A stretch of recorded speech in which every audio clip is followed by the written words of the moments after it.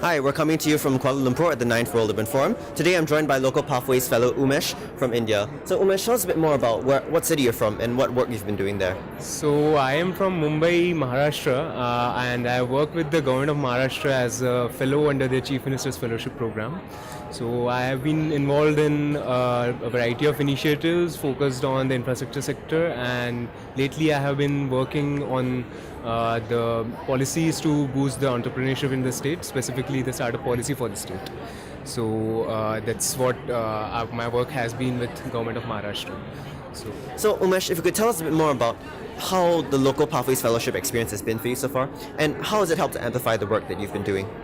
So basically, the Local Pathways Fellowship kind of brings in a global perspective and a bigger picture of why is it that whatever you are doing. So basically, like startups, as we say, they are changing the way we live and work, and like they are really important to create jobs. And there are so many people who would be entering job market year after year, and there aren't just enough jobs.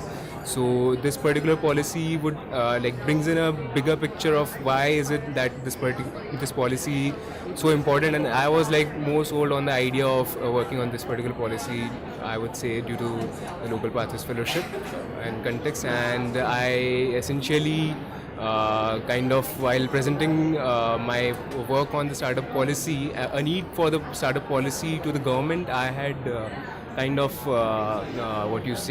a picture of how startups would help achieve sustainable development goals, and had mapped an array of startups and how each of them are kind of contributing achieving the goals in their respective sectors. So, Let's tell us a bit more about the notion of public-private partnerships, at the municipal level. How does this help to contribute to sustainable cities? yeah, so as far as public-private partnerships are concerned, I believe that is how your outcomes of government, all the government policies would be delivered the best, because government, considering they have such entrenched resources and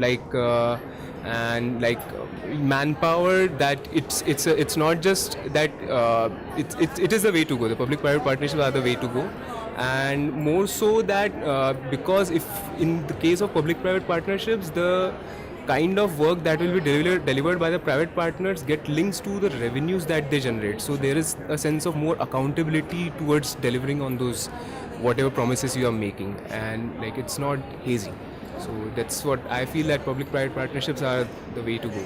Sure. What's your favorite hobby?